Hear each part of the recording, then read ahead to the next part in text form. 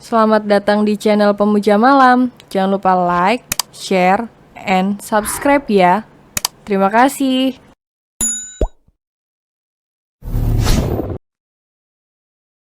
Episode 44 Kebahagiaan Terbesar Dalam Hidupku. Mustahil jika Tuan Sean dan Lily tidak terpinggal mendengar gombalan Ozu. Oh, Mas. Lily meringis di sela tawanya ketika merasakan perutnya mengenjang. Tuan Sean menghentikan tawanya dan terlihat khawatir. Apa ini waktunya? Tanya pria itu. Bahkan beliau belum sempat menyampaikan permintaan Nyonya Lubis pada Lily. Ozu dan Romania ikut panik. Kita ke rumah sakit. Ozu ambilkan persiapan melahirkan momimu yang papa siapkan di ruang bayi. Ya, Pa. Tanpa babi, Bu Ozu juga langsung menuruti permintaan papanya. Lily dibawa ke rumah sakit. Kontraksinya sudah semakin sering meskipun baru pembukaan 2. Saya ingin agar istri saya dioperasi saja, dokter. Tugas Tuan Sean. Ketika dokter mengatakan prosesnya akan memakan waktu beberapa jam untuk menunggu pembukaan lengkap. Tetapi istri Anda sudah mengalami pembukaan, jelas sang dokter. Tentunya kalau sudah ada pembukaan dan keduanya sehat saja, operasi adalah solusi paling akhir. Karena pastinya nanti sakitnya 2 kali untuk pasien. Tentu saja permintaan Tuan Sean direspon aneh untuk Nyonya Valeria dan yang lainnya. Pikir mereka kalau bisa normal mengapa harus operasi? Tetapi semua keputusan tetap berada di tangan Tuan Sean. Lily pun juga tidak keberatan dengan permintaan suaminya. Akhirnya Lily dibawa ke ruang operasi. Hampir 45 menit operasinya baru selesai. Cukup lama untuk operasi caesar pada umumnya.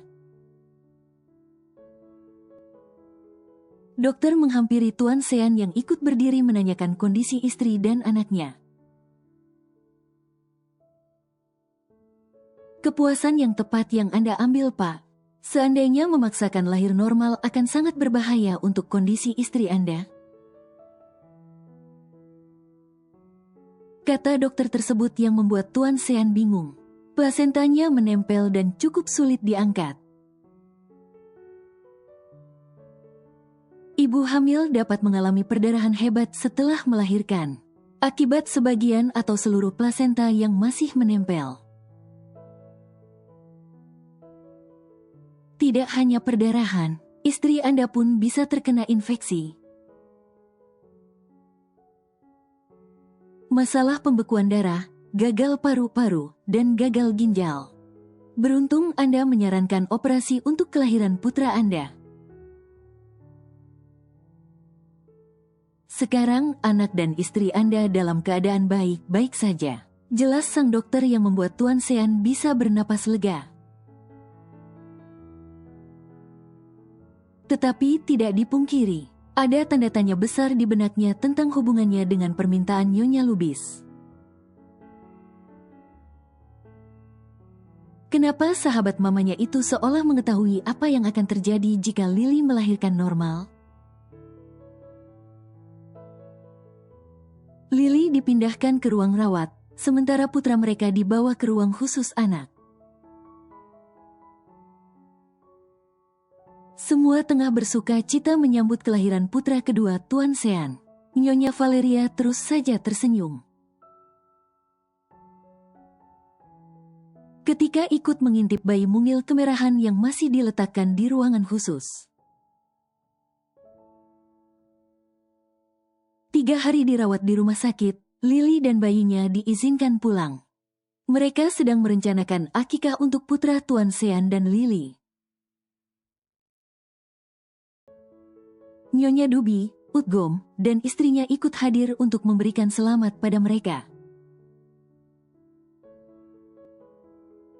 Sean, dia sungguh mewarisi ketampananmu. Tetapi lihatlah kulitnya putih bersih seperti lili. Komentar Nyonya Dubi yang mengendong bayi Tuan Sean.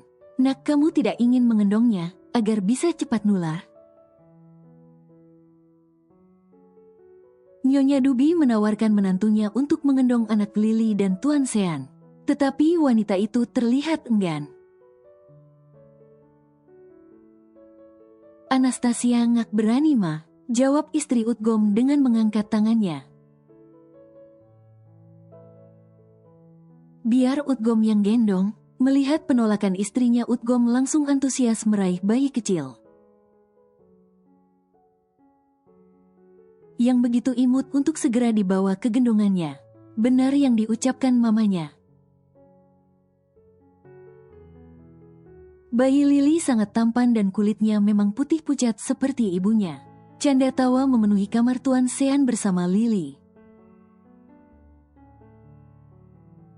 Kebahagiaan dan kehangatan sedang melikupi hati mereka. Jadi, Pa, siapa nama adikku?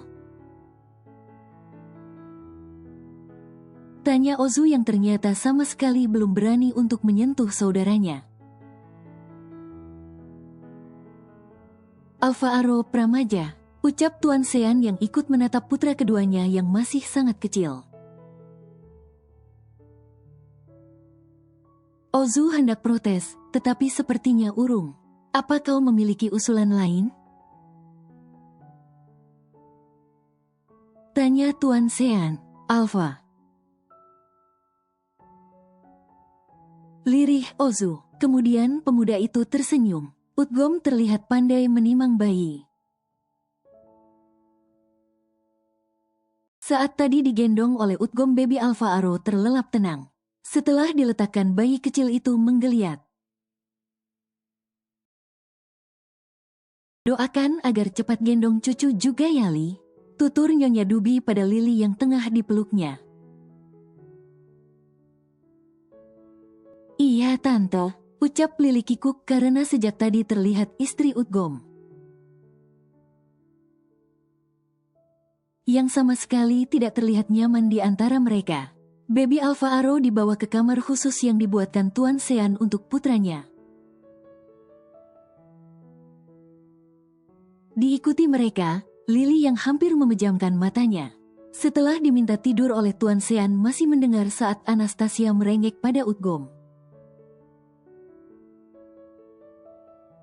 Awas ya Mas, jangan sampai karena abis lihat bayi Mas pulang minta aku untuk melahirkan bayi. Suara itu tidak terlalu nyaring, namun tetap bisa Lily dengar. Lily pikir kehidupan rumah tangga Utgom selama ini sangat harmonis. Tetapi mendengar ucapan Anastasia barusan, kenapa terasa ganjil? Apakah sebenarnya pernikahan mereka tidak bahagia? Utgom pulang bersama istrinya, sementara Nyonya Dubi berkata ingin menginap. Anastasia ingin mengunjungi kedua orang tuanya dan Utgom menurutinya. Lagi pula rumah Tuan Sean memang cukup dekat dengan kediaman kedua orang tua Anastasia. Kedatangan keduanya disambut hangat oleh kedua orang tua Anastasia. Kalian dari mana? Pak Bram begitu semangat dikunjungi oleh Utgom dan putrinya. Kebetulan kami dari rumah Kak Sean, Ayah. Jawab Utgom ramah. Wah, apa sudah lahiran istrinya? Mama juga gak sabar pingin gendong cucu. Mama Anastasia ikut menyambut anak dan menantunya. Iya Ma, doain ya agar kami segera diberi kepercayaan. Jawab Anastasia memeluk mamanya. Utgom tersenyum pedih melihat drama istrinya. Apa wanita itu tidak bersimpati melihat mamanya? dan kedua orang tuanya sendiri yang begitu ingin memiliki cucu. Sementara yang sebenarnya wanita itu justru menggunakan alat kontrasepsi.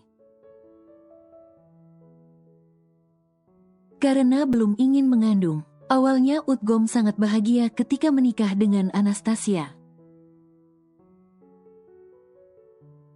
Wanita itu sangat sopan dan lembut, hingga pandangan Udgom berubah setelah mereka melewati malam pertama.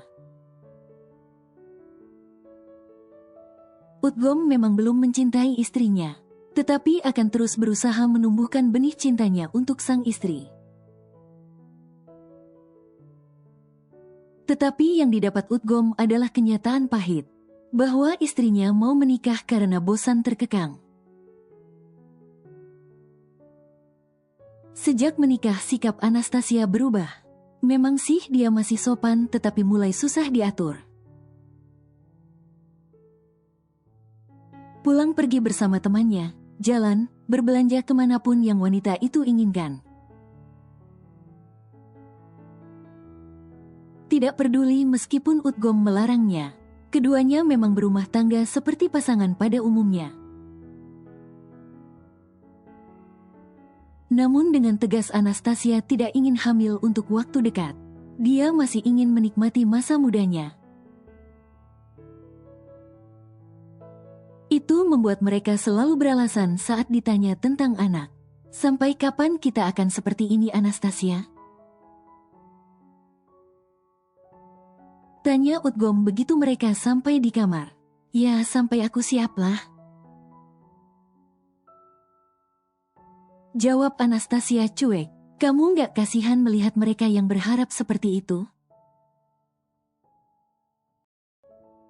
Tanya Udgom lembut. Nggak, siapa suruh mereka terlalu berharap? Aku masih mau bebas, Mas. Mas Udgom ngertiin aku dong. Sejak kecil aku dituntut ini itu, aku capek, Mas. Aku juga ingin bebas.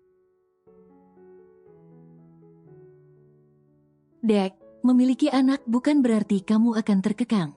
Aku juga akan berusaha menjadi ayah yang selalu ada untuk anak kita. Agar kamu bisa tetap bisa menikmati masa mudamu, tutur Udgom lembut. Anastasia tertawa. Kalau begitu Mas Udgom aja yang hamil? Udgom meraup wajahnya ketika harus terus berdebat dengan istrinya. Pada akhirnya pasti bikin emosi.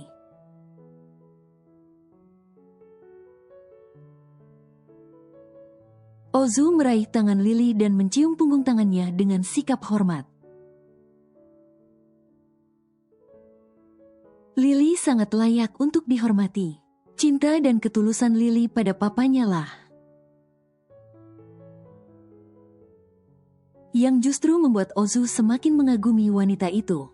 Ozu sanggup mengubur perasaannya dalam-dalam demi kebahagiaan sang papa. Ozu menikah dengan pujaan hatinya. Setelah Romania selesai mengucapkan 2 kalimat syahadat.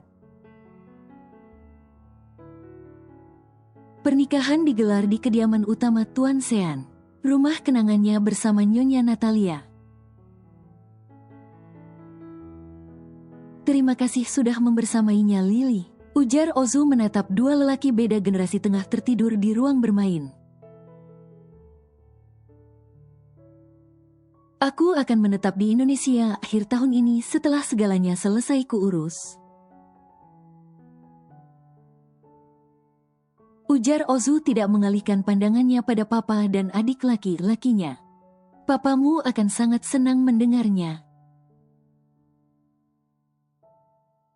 Lily ikut menatap wajah damai suaminya, yang sedang terlelap memeluk putra mereka yang berusia 2 tahun. Kapan bocah itu bangun? Mungkin sebentar lagi. Mengapa kau pulang sendirian? Tanya Lily pada Ozu yang tidak biasanya pulang seorang diri semenjak setahun lalu menikah. Pemuda itu terlihat tersipu malu. Sebenarnya aku datang untuk menyampaikan kabar gembira untuk kalian. Petik 2. Lily ikut menyimak dengan antusias. Sebenarnya, Romania sedang mengandung. Itu mengapa aku berencana untuk kembali dan menetap untuk berdekatan dengan kalian. Lily ikut mendekap bibirnya takjub. Alhamdulillah. Serunya tak kalah bahagianya. Ozu tersenyum penuh haru melihat reaksi Lily. Lily memang masih sangat muda, tetapi dia tetap bisa menjadi ibu sambung yang baik untuknya.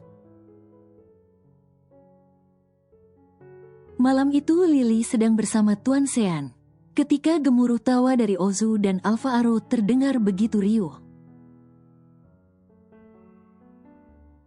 Ozu memang benar-benar menyayangi adiknya, bahkan saking sayangnya Ozu seringkali berdebat dan main kucing-kucingan dengan sang papa untuk membelikan es krim diam-diam pada sang adik. Saat menikah dengan Romania, Ozu pindah ke Jerman, membersamai istrinya yang menyelesaikan pendidikannya.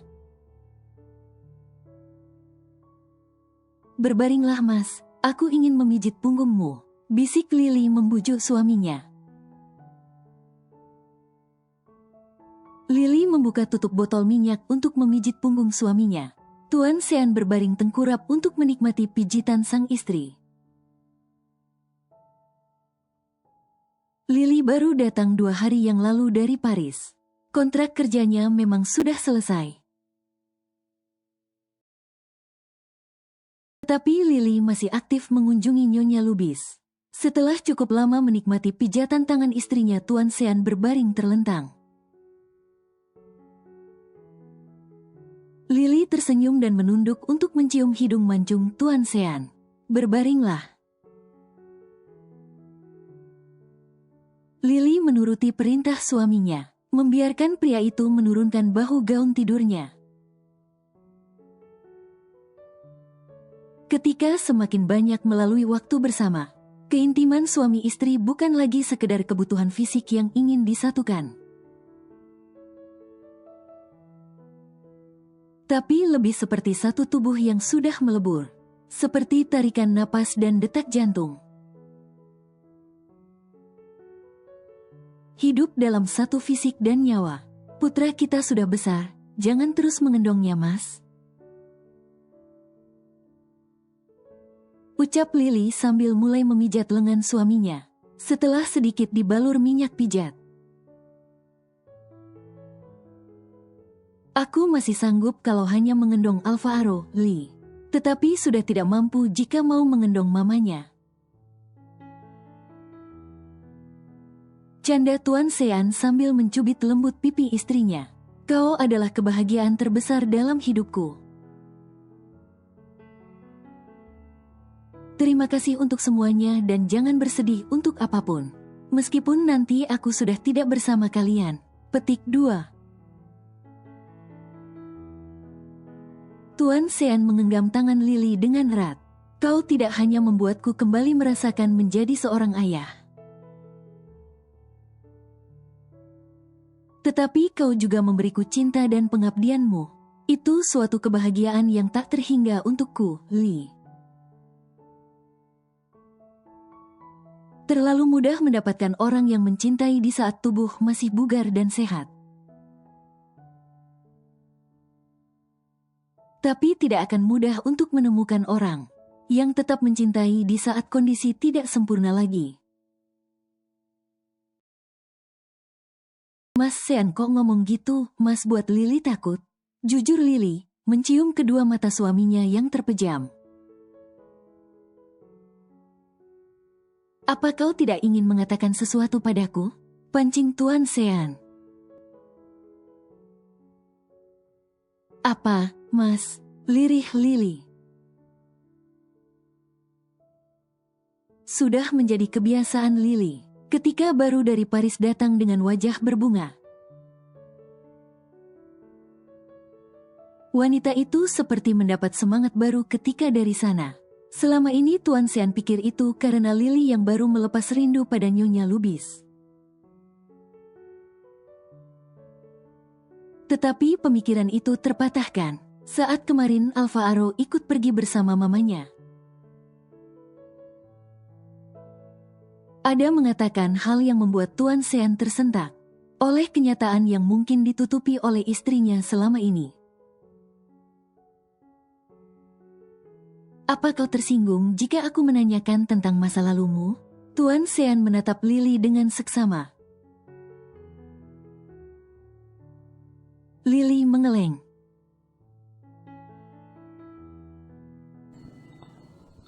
Bersambung.